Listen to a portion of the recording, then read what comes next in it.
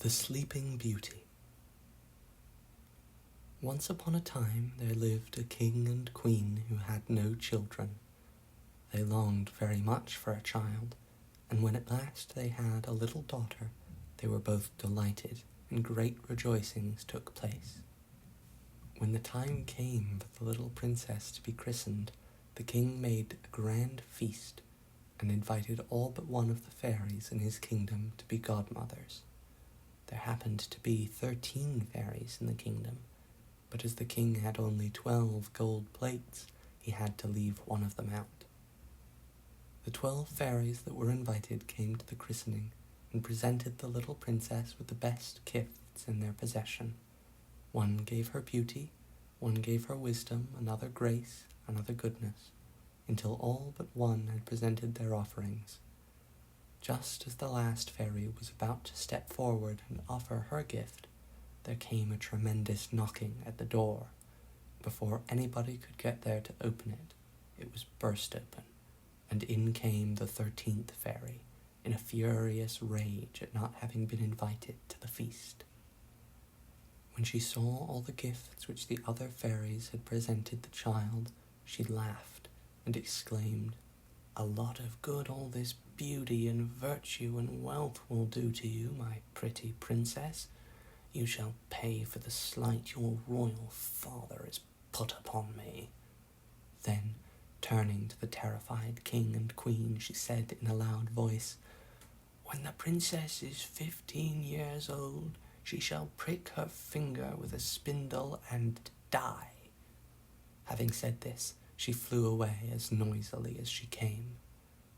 The king and queen were in despair, and the courtiers stood aghast at the terrible disaster, while the little princess began to cry piteously, as if she knew the fate in store for her. Then the 12th fairy stepped forward. "Be not afraid," she said. "I have not yet given my gift. I cannot undo the wicked spell, but I can soften the evil. The princess, on her 15th birthday, shall prick her finger with a spindle, but she shall not die. Instead, she shall fall asleep for 100 years. "Alas," cried the queen, "what comfort will that be to us? Long before the 100 years are past, we shall be dead, and our darling child would be as lost to us as if she were indeed to die." "I can make that right," said the fairy. "When the princess falls asleep, you shall sleep too, and awaken with her when the 100 years are past." But the king still hoped to save his daughter from such a terrible misfortune, so he ordered all the spinning wheels in the kingdom to be burnt or destroyed, and made a law that no one was to use one on pain of instant death. But all his care was useless. On her 15th birthday, the princess slipped away from her attendants and wandered all throughout the palace. At last she came to a tower which she had never seen before, and wondering what it contained, she climbed the stairs. From a room at the top came a curious humming noise, and the princess, wondering what it could be, pushed open the door and stepped inside. There sat an old woman, bent with age, working at a strangely shaped wheel. The princess was full of curiosity. "What is this funny-looking thing?" she asked. "It is a spinning wheel, dear princess," answered the old woman, who was no other than the wicked fairy in disguise. "A spinning wheel? What is that? I have never heard of such a thing," said the princess. She stood watching for a few minutes, then she added, "It looks quite easy. May I try to do it?" "Certainly, gracious lady," said the wicked fairy, and the princess sat down and tried to turn the wheel. But no sooner did she lay her hand upon it than the spindle, which was enchanted, pricked her finger, and the princess fell back against a silk-covered couch, fast asleep. In a moment, a deep silence fell upon all who were in the castle. The king fell asleep in the midst of his counselors, and the queen with her ladies in waiting. The The horses in the stable, the pigeons on the roof, the flies upon the walls, even the very fire upon the hearth fell asleep too. The meat which was cooking in the kitchen ceased to frizzle, and the cook, who was just about to box the kitchen boy's ears, fell asleep with her hand outstretched and began to snore aloud.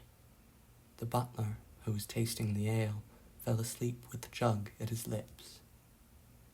A great hedge sprang up around the castle, which, as the years passed on, grew and grew until it formed an impenetrable barrier around the sleeping palace.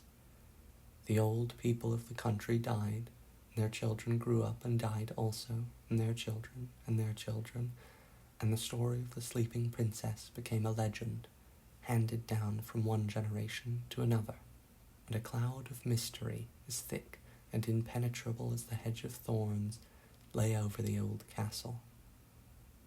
Many brave and gallant princes tried to force their way through the magic hedge in order to solve the mystery and to see for themselves the beautiful maiden who lay in an enchanted sleep behind that thorny barrier.